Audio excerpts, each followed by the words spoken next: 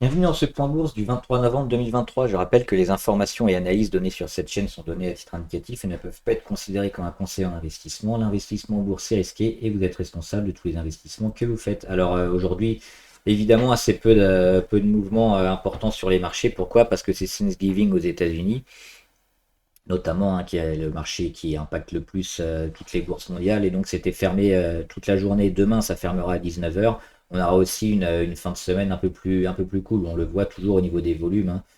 Les volumes aujourd'hui extrêmement faibles, hein, par rapport à la moyenne sur le CAC. Le CAC qui continue quand même d'évoluer autour de sa moyenne à 200, un peu au-dessus.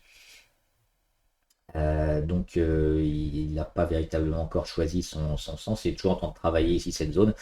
Et ce sera la semaine prochaine qui déterminera certainement le sens à venir, hein, pour l'indice français. Alors on a eu des chiffres aujourd'hui, notamment les PMI, que ce soit service ou manufacturiers en Europe, ils n'étaient pas terribles, hein, à part la Grande-Bretagne qui surperforme un peu sur les PMI services, au-dessus de 50, sinon on est en contraction un peu partout, donc sous les 50. Et demain, on aura les mêmes choses, mais aux États-Unis, PMI manufacturier et services, donc à 15h45. Et ça pourra impacter un petit peu la volatilité. Donc en fin de séance, ça pourrait être intéressant et donner un peu le ton pour la semaine prochaine. Alors avant de faire les actions du CAC 40, on va regarder rapidement quelques actions du portefeuille notamment, qui peuvent être intéressantes même encore, hein, si vous n'êtes pas dessus notamment. Alors Avancium, moi, je ne suis pas rentré dedans, hein, elle a explosé récemment. Par contre, oui, on l'avait dit, hein, si vous suivez les vidéos, qu'il y aurait certainement 3 jours de hausse, et puis après, c'est compliqué. Il y a souvent cette règle un peu des trois. Pour les baisses, c'est pareil, quand on a des grosses baisses assez fortes, des grosses chutes sur les marchés, ça va généralement par 3, et ça commence à se calmer après. Là, c'est pareil. Avec les gros volumes, on a eu quoi? On a eu un, 2, 3 grosses chandeliers verts, avec que de la progression, hein. On va pas plus bas, sauf hier, on est à peine allé ici sur la clôture, un petit peu en dessous, mais on finit largement au-dessus. Et donc aujourd'hui, qu'est-ce qui se passe? Bon, on commence le pullback sur Avancium. C'était attendu. Maintenant, c'est ça qu'on va pouvoir jouer sur le titre. C'est le rebond après pullback. Là, on est dans le pullback. Donc, on a eu le breakout ici, hein, avec beaucoup de volume. Hop, l'explosion. Là, on va faire quoi? On va faire hop, le pullback. Donc, c'est ce que j'avais dessiné. Alors, ça va mettre plus ou moins de temps. On verra. L'objectif, ce sera d'attendre ici un point bas au niveau de la volatilité. Peut-être aussi en corrélation avec les indicateurs. C'est-à-dire la MACD qui sera revenue sur la ligne des zéros ou en territoire négatif. Et puis un RSI assez proche des 30. Ce sera probablement intéressant à prendre, ou éventuellement on aura une deuxième vague au contact de la moyenne à 20. Donc c'est ça, ça va prendre plusieurs jours. Attendre un peu la confirmation de la baisse sur Avancium, qui devrait repartir certainement en décembre. Donc c'est une action à surveiller. Capgemini, c'est pareil, elle est en train peut-être de partir, hein. Capgemini a une petite résistance ici sur les 185, mais là elle a bien travaillé. On le voit, un gros travail ici entre les 157 et 175, et puis c'est cassé avec ce beau chandelier ici, hein. C'est peut-être aussi le début de quelque chose sur Capgemini. Ça vaut certainement le coup de se placer dessus. C'était sur le CAC, hein, on fera tout à l'heure. Sur Ipsen. Ipsen, on joue toujours le support. Le support qui est en train de tenir, ça c'est intéressant, on le voit, hein. C'est le support long terme sur Ipsen. Et pour l'instant, c'est en train de tenir. Donc, si on arrive à casser la moyenne à 20, et là, déjà aujourd'hui, on a le premier histo vert, hein, sur la MACD, le RSI qui passe au-dessus des 30 depuis quelques jours et qui reste. On peut jouer le rebond technique pour aller taper les 111. Ça, c'est une première chose. Et puis peut-être mieux parce que le Ipsen, elle est quand même orientée largement à la hausse. Donc, c'est aussi les valeurs qu'on privilégie quand on veut jouer les rebonds comme ça. Parce qu'elles ont plus de chances déjà d'effectuer un rebond technique et ensuite de continuer leur rebond technique vers une continuation de tendance à la hausse. Donc, sur Ipsen, on est plutôt positif également. Uranium Royalty qui a fait une belle journée également, hein, hier, plus 5%, qui retrouve les 3 et plus. On l'a dit, on joue 2024 sur Uranium Royalty qui a déjà ici acté un retournement et qui va certainement être très intéressante. Et on le voit toujours encore au niveau des volumes. Gros pic de volume hier qui retrouve ses niveaux les plus importants, hein, du début octobre. Donc c'est toujours extrêmement positif sur Uranium Royalty. Et enfin, je voulais faire ARM qui a pris aussi plus 5% hier et qui repasse au-dessus de son niveau d'introduction hein, du 14 septembre, après avoir passé quelques mois en dessous. Très positif aussi, j'en parle souvent d'ARM et de son business model hein, sur la propriété intellectuelle des puces, qui lui offre pas mal de visibilité et des chiffres d'affaires récurrents, donc extrêmement positif aussi sur ce genre d'action. Si vous cherchez une action en valeur avec la technologie, notamment aux États-Unis, c'est certainement une bonne pioche aussi pour l'avenir. Allez, on regarde le CAC 40 et la plupart des actions qui sont intéressantes avec Air Liquide qui a cassé ici sa résistance à 168. Elle avait fait un premier échec au mois de septembre, elle l'a cassé là récemment, donc là on avait la confirmation hein, qu'on pouvait jouer la suite de la tendance après avoir fait un petit pullback ici sur une consolidation sur la moyenne à 200. Donc rien à dire, hein, toujours sur Air Liquide, toujours positif pour du moyen terme. Airbus qui fait un petit peu la même chose, hein, toujours dans un canal haussier. On a consolidé sur la moyenne à 200 et on repart. Alors, on repart pourquoi? Parce que généralement sur les actions comme ça qui montent, on le répète, hein, les actions qui montent ont plus de chances de continuer à monter et les actions qui descendent, statistiquement, elles ont plus de chances de continuer à descendre. Donc quand on a des consolidations comme ça, des replis, sur les actions qui sont orientées de façon favorable, on a plus de chances de continuer à aller chercher le rebond. C'est pour ça qu'on c'est toujours intéressant de jouer les rebonds sur la moyenne à 200, sur les valeurs qui montent comme ici sur Airbus, qui va continuer sa progression. Donc c'est évidemment ce support là 124 qu'il fallait jouer. Et là pour du court terme, il n'y a pas tellement grand chose à faire, mais pour du moyen long terme, on est toujours plutôt bien orienté. Le secteur aéronautique qui est assez orienté favorablement. Alstom.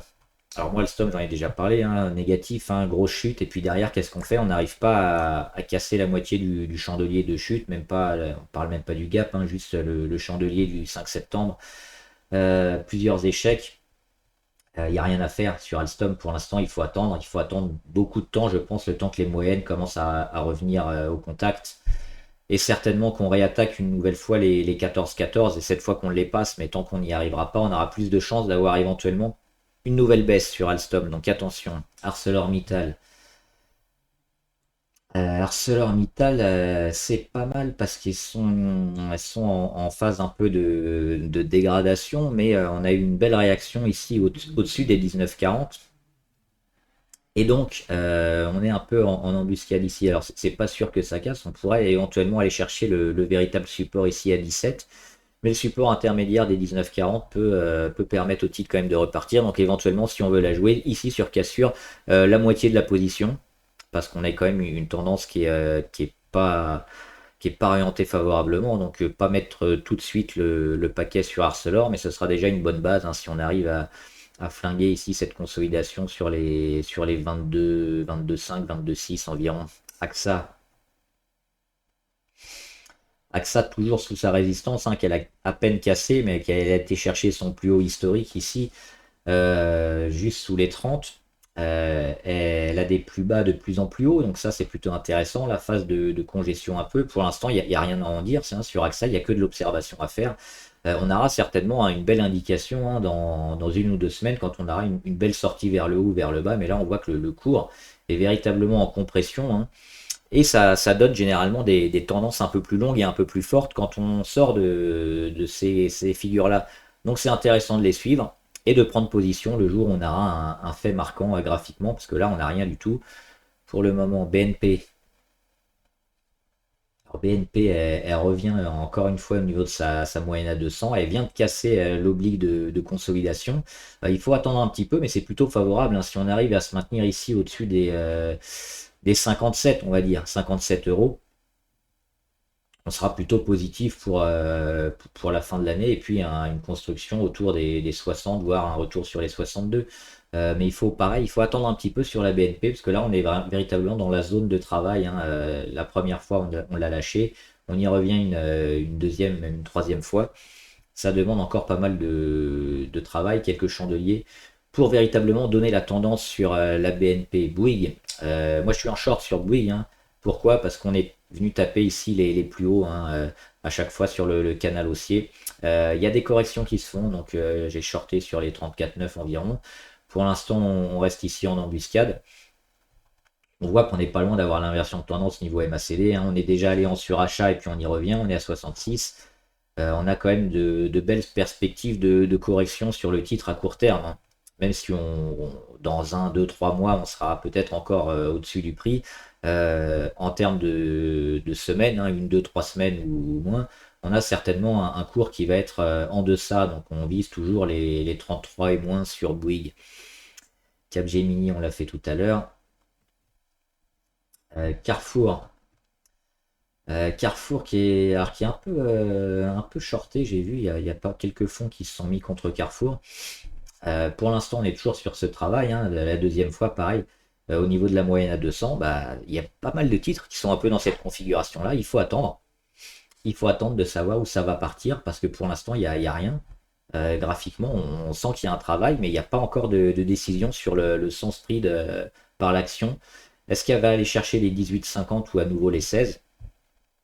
Pour l'instant, on est un peu dans l'expectative et il y a pas véritablement grand-chose à jouer parce que jouer maintenant, c'est un peu du lancer la pièce en l'air et puis avoir une chance sur deux.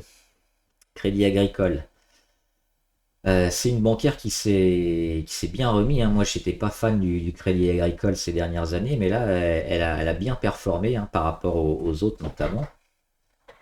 Et elle est ici à nouveau sur sa résistance, hein, des 11,7, 11,8. Pas loin de la casser, hein, un peu comme AXA avec les plus bas qui sont rachetés de plus en plus haut. On le voit ici avec des mèches. Souvent, hein, c'est bien racheté. Le plus haut à casser, donc c'est pareil, encore pas mal d'attentes sur AXA. On sent que les marchés n'ont pas encore décidé si on va aller jouer le rallye de Noël très fort ou si on allait consolider un peu plus vers le bas.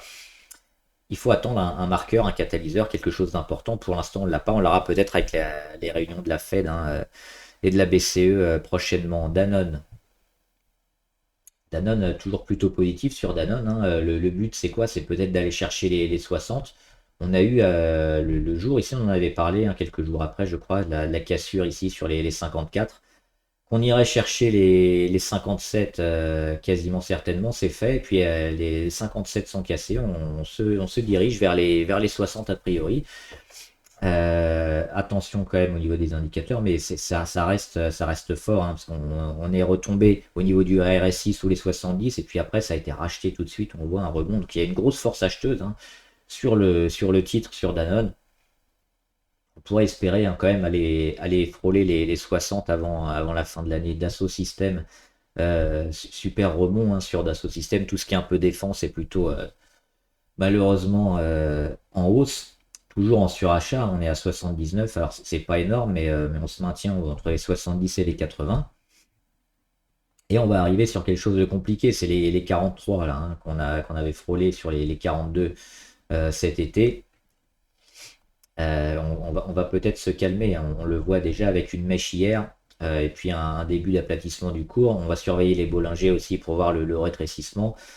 Mais il y aura certainement une période de temporisation ici, comme sur les autres, et puis un sens qui va nous être donné sur la semaine prochaine, très certainement. Edenred, moi j'aime bien Edenred, hein. Elle est ici prête à partir. Il y avait le gap ici, le gap qui avait été créé, hein, hop, gap baissier, qu'on est venu combler, donc on peut l'effacer. Et tout ce travail ici sur support, hein, le support des 48-44 environ, ça permet un petit rebond et puis on va aller taper l'oblique de correction. Ça a été un peu trop vendu, hein, pas mal d'annonces sur notamment les tickets restaurants qui devaient être plafonnés. Il y a encore des discussions, hein, avec Edenred et les pouvoirs publics, mais c'est une boîte qui fait quand même pas mal d'argent et qui a été un peu sanctionnée, qui est rentrée au CAC récemment. Trop sanctionnée à mon goût, parce que là on retrouve des niveaux de valorisation un peu bas, hein, par rapport à Edenred. Regardez, on y était déjà au mois d'août 2022, donc ça fait un an et demi, quasiment un an et demi en arrière au niveau du cours. C'est trop sévère pour moi et ça mériterait au moins une belle réaction pour retourner sur les 55-56. Donc à voir ce qu'elle va faire prochainement, mais là on le voit déjà, hein, avec ces petits chandeliers, cette perte de volatilité qui amène généralement un début de tendance un peu plus forte à venir les jours suivants. Donc là, c'est pareil, on regarde le RSI, on a frôlé les 30, on en revient, on est plutôt dans une phase ascendante. On va attendre juste la confirmation hein, pour pas la prendre en anticipation, mais dès qu'on va casser ici l'oblique, il faudra jouer le rebond sur Edenred pour aller chercher les 56. Engie qui a un nouveau plus haut, pareil, canal haussier hein, très fort. Il y avait une mini résistance ici à 15,55, mais on n'était pas trop inquiet. Donc on continue d'acheter le bas et puis de vendre le haut, hein, comme sur Bouygues. À court terme, éventuellement, faire des shorts ici pour jouer les replis. Mais sinon, la tendance est toujours largement haussière hein, sur Engie. Et quand on voit le prix de l'énergie et le besoin en énergie toujours croissant, même si on va vers un début de récession, Engie ils sont toujours plutôt bien positionnés.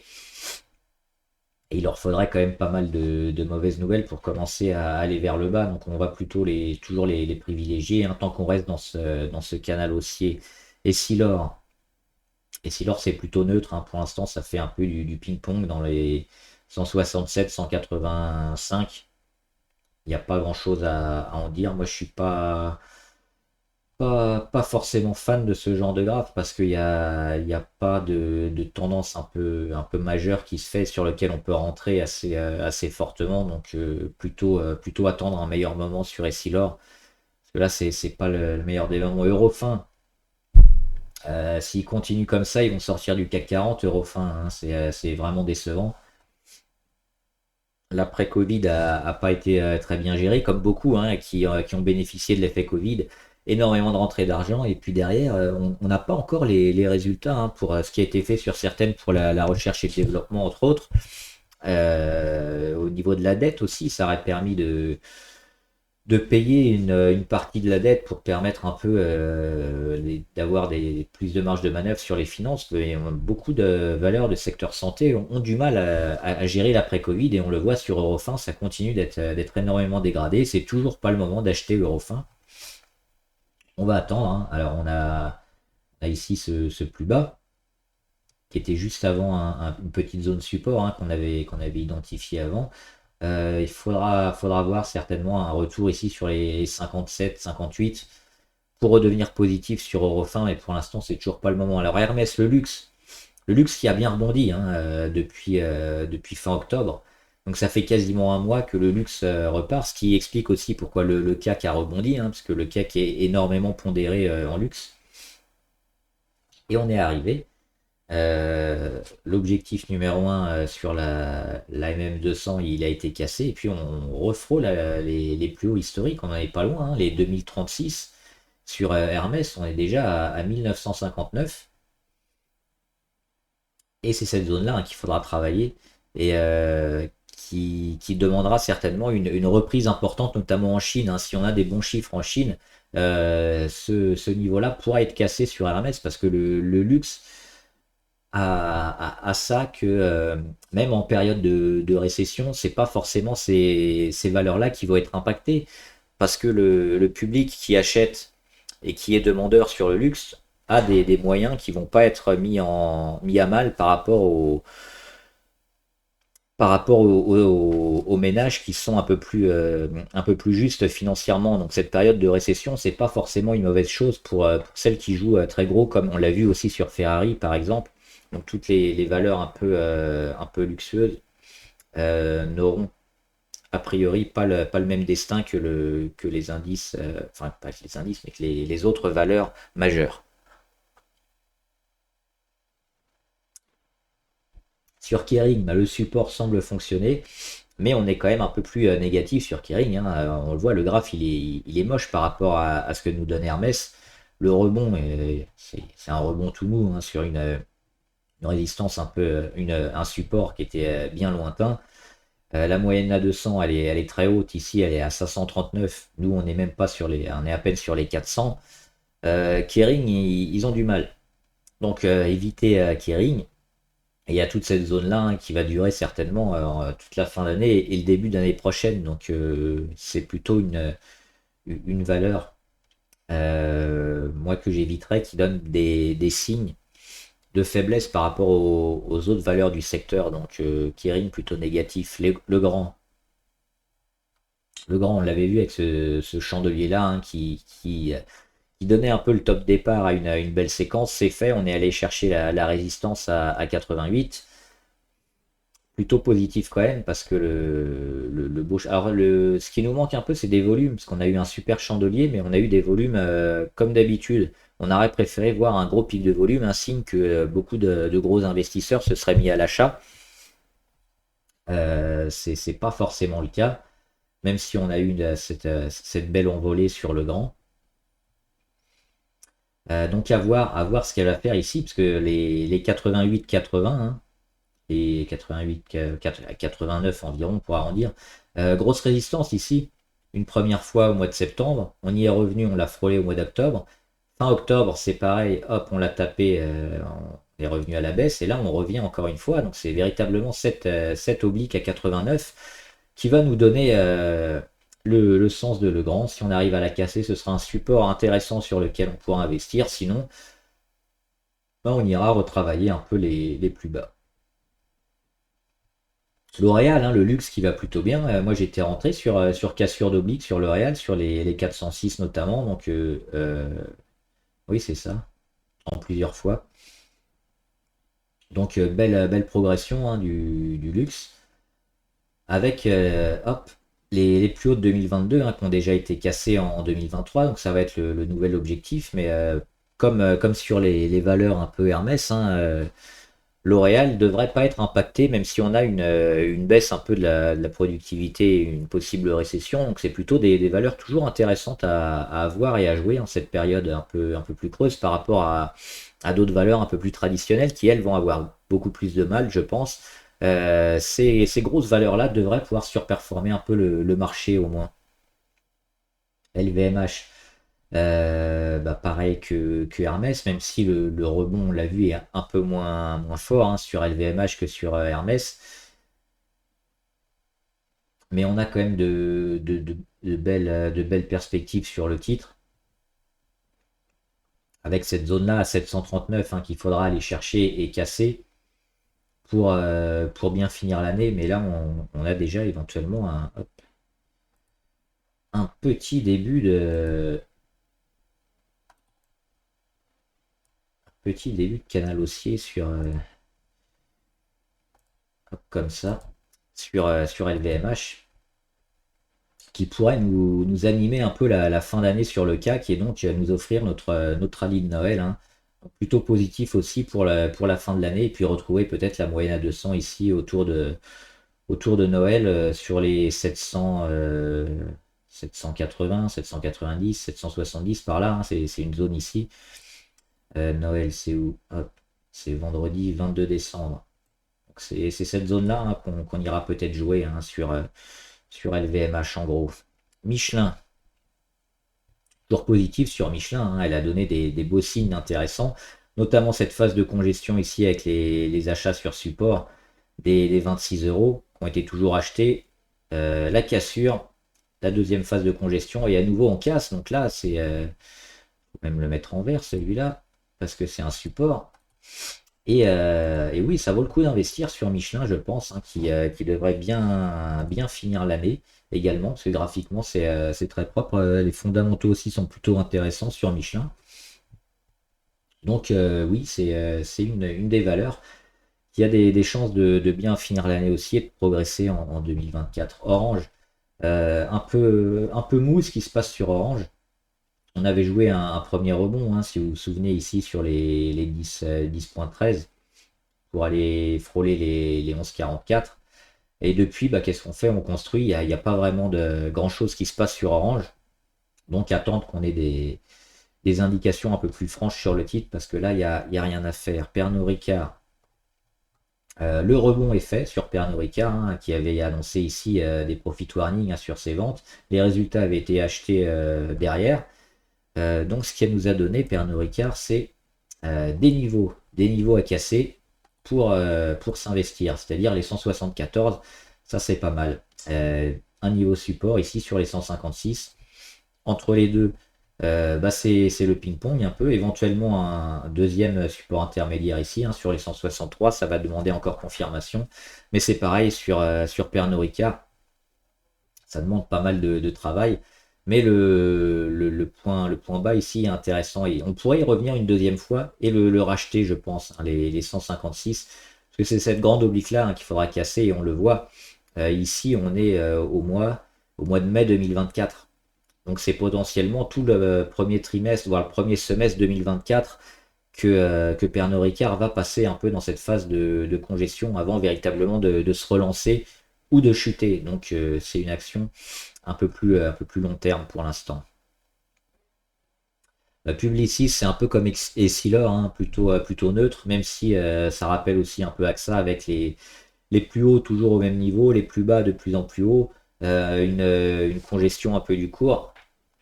Il faudra attendre une cassure un peu franche, mais on a déjà eu cette cassure ici, hein, sur les plus hauts historiques, les 74-80 qui avaient été cassés, nouveau plus haut ici, on va le noter, sur les 77-84, et derrière, qu'est-ce qu'on fait? Bah, on commence déjà à rendre.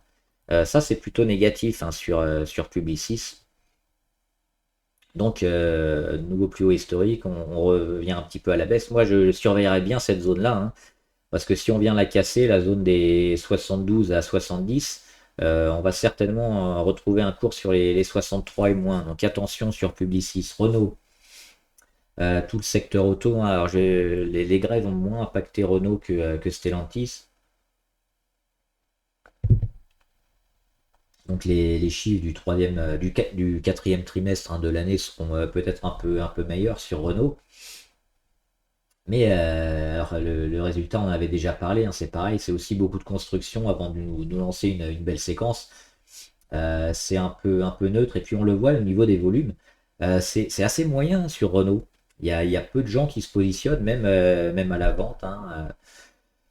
C'est pour l'instant un titre qui a pas véritablement donné un signal très fort et sur lequel il est difficile de se positionner. Donc on va le laisser construire et puis on verra ensuite, hein, ce que Renault pourra nous faire. Mais c'est tout ce travail-là qui va être fait un peu comme sur Pernod Ricard. Ça risque de mettre pas mal de temps. Safran, on est toujours plutôt positif sur Safran. On le dit à chaque fois, hein, les résistances qui sont cassées, qui deviennent support. La dernière en date, c'est les 152. Et tout ce qui est dans le secteur de l'armement et de la défense ou de l'aérospatiale, c'est plutôt largement porteur à long terme. Donc on achète les replis et puis quand ça casse, on le voit qu'on a des belles continuations haussières. Là, on avait les moyennes qui se rapprochaient, hein, donc forcément, on se rapprochait aussi d'une éventuelle nouvelle jambe haussière. C'est le cas. Sur Safran, toujours positif. Saint-Gobain, le rebond technique a été fait sur Saint-Gobain, ce qui nous donne ici probablement, hop, la résistance. Alors on en est encore très proche, il faudra attendre la semaine prochaine, hein, pour pouvoir véritablement valider la résistance à 58, 57. Et peut-être quoi sur Saint-Gobain, c'est jouer ça, hein, un retour ici autour de la moyenne à 200 sur le support des 59. Et puis un travail comme ça. Donc ce qu'on peut acheter sur Saint-Gobain, moi j'aimerais bien, c'est ça, c'est cette zone-là. Autour des 55 euros, je pense qu'il y a une réaction, il faudra l'acheter. Sanofi.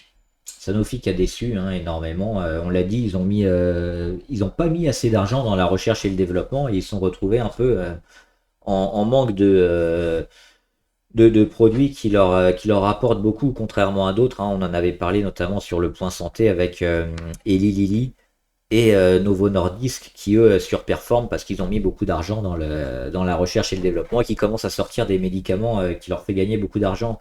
Sanofi, eux, ont retenu la leçon. Ils ont mis maintenant pas mal d'argent dans la R&D, mais ça va prendre du temps, ça va mettre des mois, voire des années avant de porter ses fruits, et donc c'est un peu moins intéressant pour les investisseurs, hein, qui maintenant vont viser une optique plutôt long terme.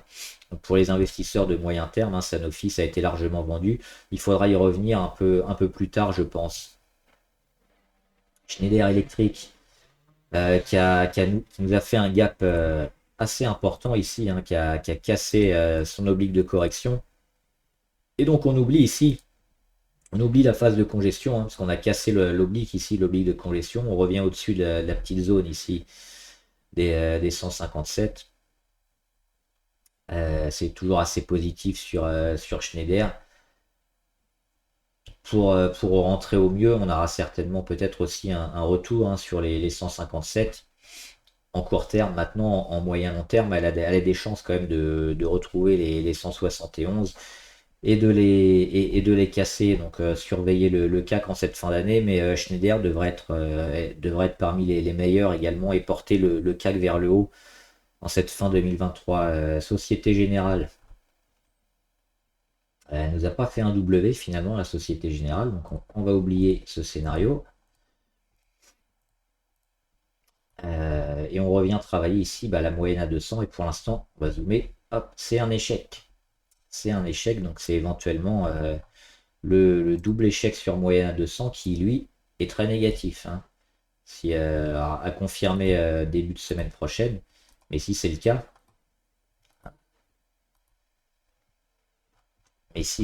sur la Société Générale, on la retrouvera certainement sur les 20-22. Alors au niveau du moyen long terme, hein, c'est toujours plutôt intéressant, mais au niveau court terme, moi j'attendrai un petit repli.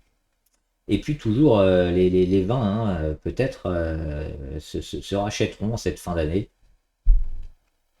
Ce serait pas mal. Stellantis, on a parlé, hein, les grèves vont faire mal certainement au chiffre d'affaires 2024 et aux résultats nets. Les marges vont être largement rognées. Le marché va peut-être l'anticiper dans les semaines à venir. Même si le cours, on le voit dans son canal haussier, reste largement bien orienté, on aura peut-être un retour ici vers les plus bas hein, sur l'oblique. Donc là, on cote quasiment à 19, hein, 18,6. On pourrait revenir vers les 17, 17,5. Ça ne remettrait pas en cause tout, mais ça permettrait au moins d'ajuster et puis de valoriser hein, ce qui s'est passé avec les grèves et le ralentissement économique, je pense, sur Stellantis. Donc attention quand même sur le constructeur auto qui lui quand même fait partie des plus forts hein, par rapport à la concurrence. Au niveau du secteur auto, Stellantis est largement plébiscité, mais à court terme, on pourrait avoir quand même des turbulences et un retour un peu plus bas. STM. STM, c'est bien parce qu'on a ici hein, noté. Autour du 14 novembre, la cassure de l'oblique de correction. Et derrière le début de construction, alors le breakout n'a pas été énorme, hein, parce qu'on s'est arrêté encore une nouvelle fois sous cette moyenne à 200 qui est toujours plate. Mais il n'y a pas véritablement de retour franc sur cette oblique de correction comme on peut avoir souvent avec la cassure. Et puis on se rapproche de cette oblique avant de repartir. Là, on reste plutôt dans le haut de la figure, donc c'est plutôt un signe de force hein, sur STM. Même si le secteur de semi-conducteurs a connu un petit ralentissement dernièrement, c'est un secteur qui va être véritablement porteur. Et si les chaînes d'approvisionnement vont pas être retardées, il y aura beaucoup de progression sur ces titres-là. Donc STM devrait avoir une belle année 2024 aussi. Qu'est-ce qu'on peut faire si on veut rentrer? Attendre peut-être la confirmation ici sur les 42-43 au mois de décembre, probablement. Qui lancerait une belle séquence sur STM. Téléperformance. Ça a réagi, Téléperformance, hein, on l'a vu ici, notamment avec la belle journée du 7 novembre. Ça reste baissier quand même. Ça reste toujours baissier, ça reste compliqué. Et les 132, hein, on les a dépassés, mais d'à peine. Hein. On est allé ici sur les 137 et puis on revient déjà en dessous. C'est des dossiers qui sont compliqués à acheter quand même. Ça reste spéculatif. Et le support, il est assez fragile. On a notre plus bas ici qui date de même pas un mois encore. Donc ça mérite encore pas mal de construction hein, pour véritablement voir la fin de la baisse de Téléperformance. On aura peut-être cette confirmation à la fin de l'année, mais pour l'instant, on est toujours baissier. Thales, plutôt bien, mais les 140 hein, sont difficiles à passer sur Thales. Avec des plus bas à racheter de plus en plus haut, ça c'est intéressant. Cette petite phase de congestion, ce qu'il nous faudrait, c'est une belle poussée de volume sur Thales hein, pour nous inciter à acheter. Parce que là, ça fait un moment qu'on est sur les 140 et à chaque fois, c'est revendu. Hein, le titre n'arrive pas à exploser. Moi j'ai une petite appréhension quand même sur Thales. J'investirais pas les yeux fermés hein, maintenant parce qu'on est sur des plus hauts et des plus hauts qui semblent quand même bien difficiles à dépasser à chaque fois. Plutôt prudent sur le titre, d'autant que les volumes hein, sont pas énormes dernièrement par rapport aux belles poussées qu'on a eues l'année dernière. Total Energy, avec le prix du pétrole qui baisse un peu, mais qui reste quand même dans des niveaux qu'on attendait, hein, qui reviennent à la moyenne. Total, ça se moyenne aussi ici entre son support et sa résistance, donc on est quasiment à la moitié. Au niveau de la MACD, on voit qu'on a le début de consolidation, hein, qu'on a peut-être fait la moitié en termes d'intensité, en termes de temps également. Sur Total, il y a pas grand-chose non plus à dire ou à faire, hein. On a absolument rien, donc il faudra attendre un peu plus de visibilité et éventuellement acheter ce beau support des 58 qui est intéressant, mais pour l'instant, entre les deux, c'est pas très intéressant. Unibail, alors le secteur de l'immobilier foncier qui nous a fait un rebond impressionnant hein, ces dernières semaines, mais moi je suis toujours plutôt inquiet. Alors pour l'instant j'ai tort, hein, parce que le rebond il a été, monstrueux, hein, a fait plus d'un quart de la valeur, hein, plus de 27% sur Unibail. Et on a cassé toutes les moyennes à la hausse. Il faut voir si ici on a potentiellement une phase de retournement. Pour moi, c'est encore un peu tendre. Et je pense qu'on va retrouver le titre bientôt, hop, ici, hein, hop, hop. Et que ça risque de mettre du temps avant de se décanter. Même le premier trimestre 2024 risque d'être compliqué pour une e-buy. Donc j'éviterai personnellement. Veolia, on a le. J'ai du mal avec ma souris aujourd'hui. On a. Déjà ça c'est mal tracé.